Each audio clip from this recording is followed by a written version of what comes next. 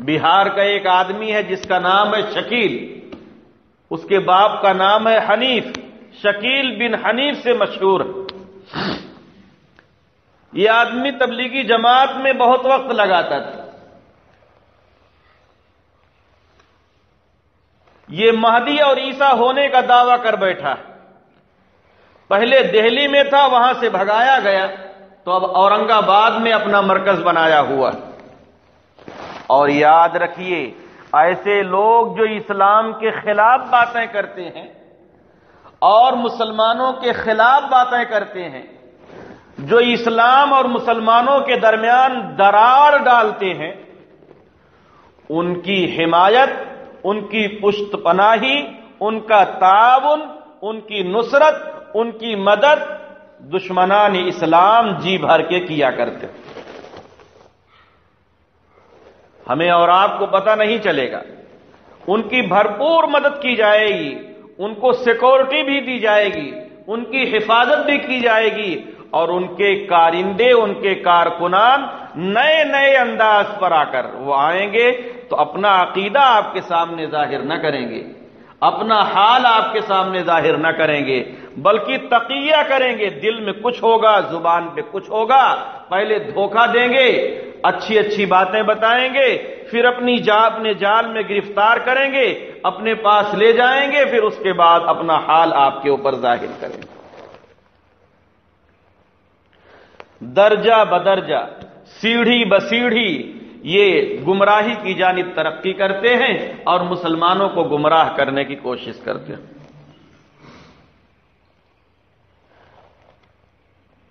میرے پاس یہ کتاب ہے، اس کتاب کو میں نے کئی بار دیکھا۔ اس کتاب کا نام ہے کلمہ کی دعوت، مولانا سعد کاندھلوی، مولانا سعد صاحب کاندھلوی کا اس میں بیان ہے۔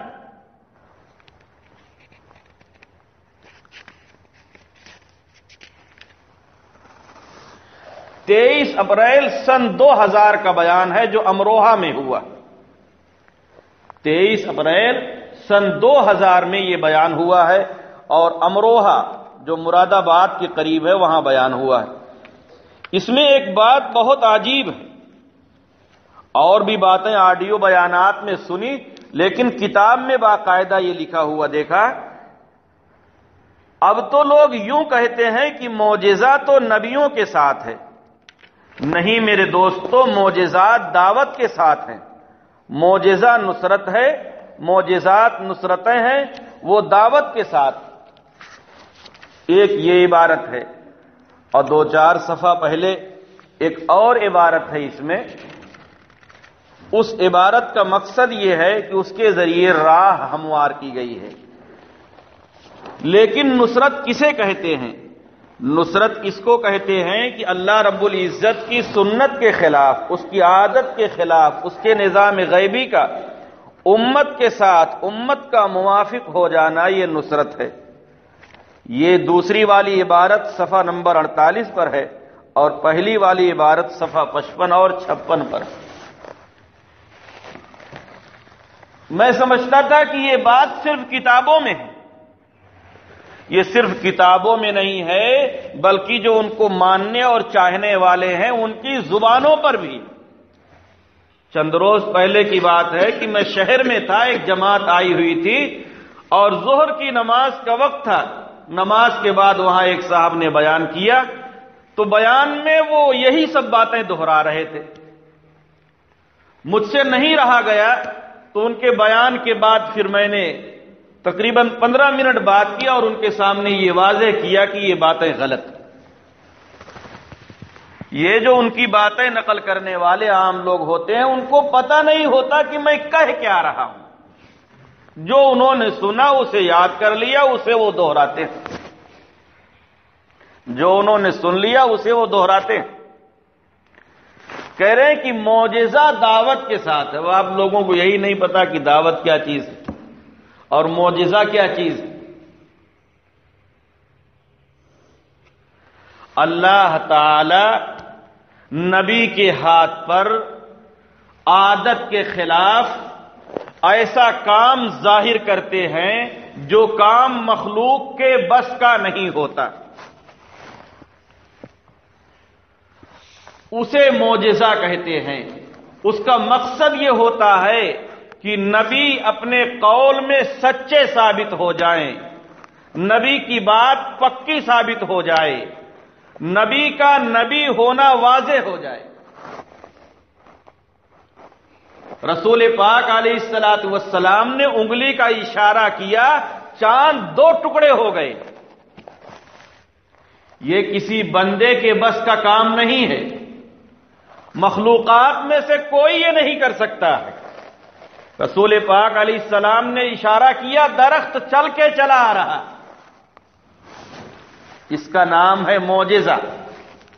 نبی کے ہاتھ پر کوئی ایسا کام ظاہر ہو جو مخلوق نہ کر سکے، نبوت کو ثابت کرنے کے لیے، نبوت کو واضح کرنے کے لیے، اس کا نام ہے معجزہ۔ معجزہ کے معنی ہوتے ہیں عاجز کر دینے والا، بے بس کر دینے والا۔ ہر زمانے میں اللہ تعالی نے انبیاء کرام کو اس دور کے لحاظ سے معجزہ دیا۔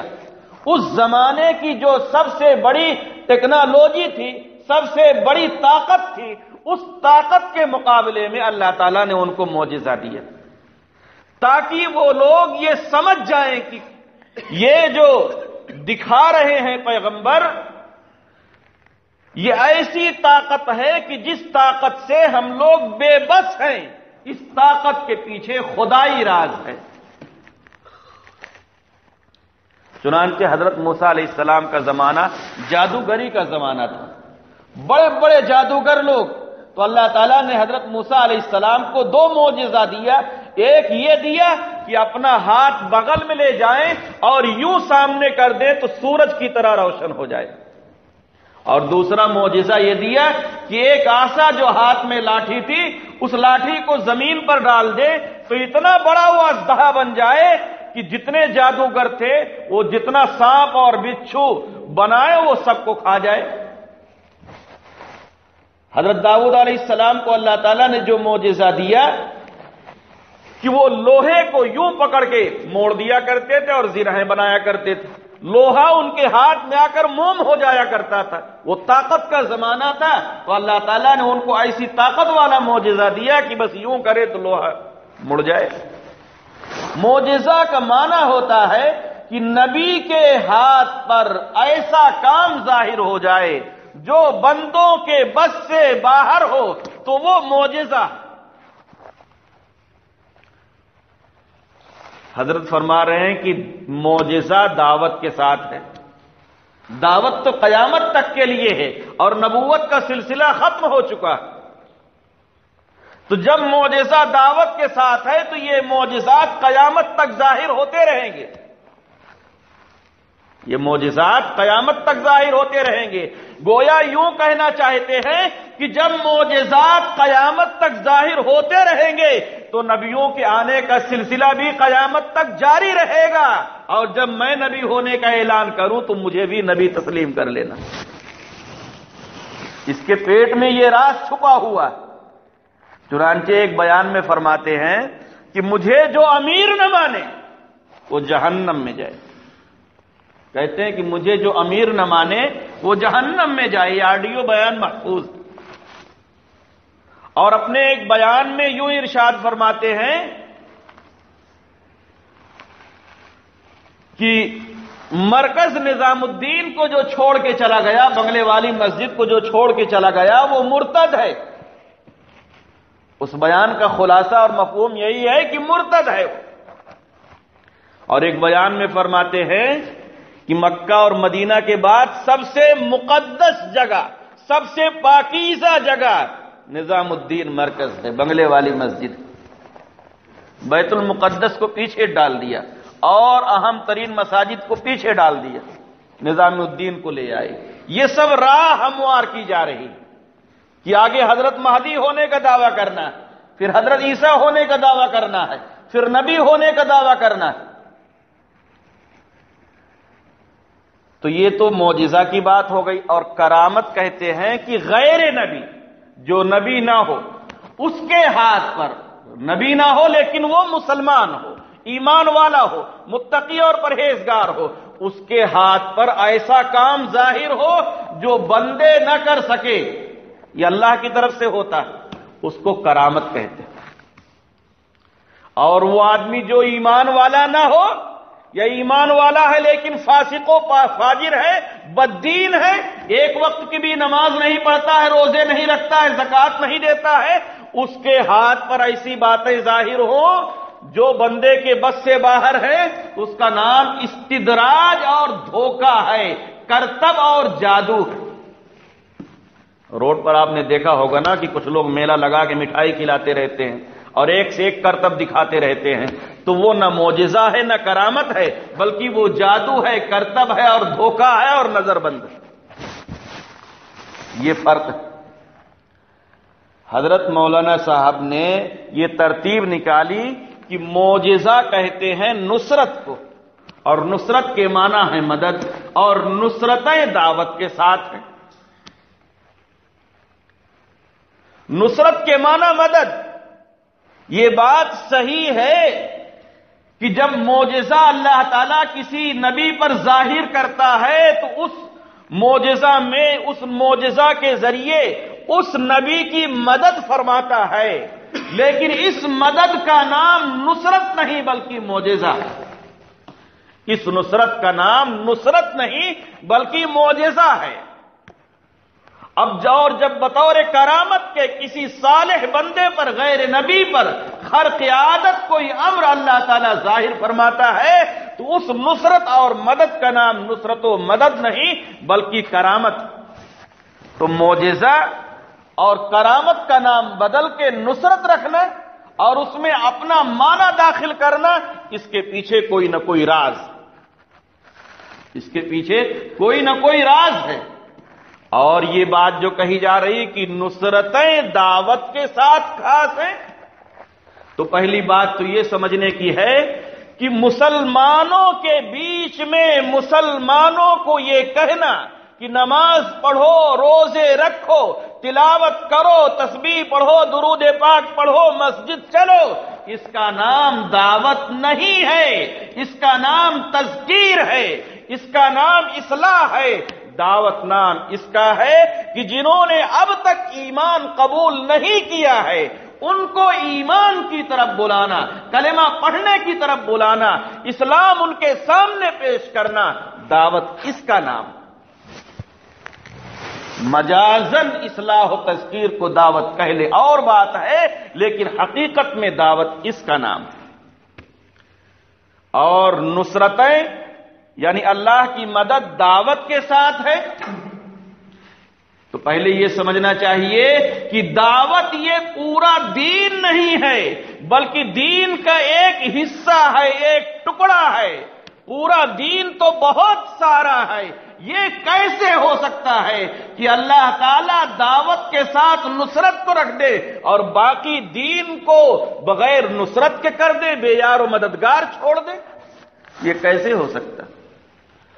جو نماز پڑھے اس میں بھی اس کی نصرت ہوگی، جو روزہ رکھے اس میں بھی اس کی مدد ہوگی، جو زکوٰۃ دے اس میں بھی اس کی مدد ہوگی، جو تلاوت کرے اس میں بھی اس کی مدد ہوگی، جو تسبیح پڑھے اس میں بھی اس کی مدد ہوگی، جو مسجد بنائے اس میں بھی اس کی مدد ہوگی، جو مدرسہ چلائے اس میں بھی اس کی مدد ہوگی، جو خانقاہ چلائے اس میں بھی اس کی مدد ہوگی، جو قبرستان بنائے اس میں بھی اس کی مدد ہوگی، جو مکاتب بنائے اس میں بھی اس کی مدد ہوگی، اور جو دعوت دے اس میں بھی اس کی مدد ہوگی۔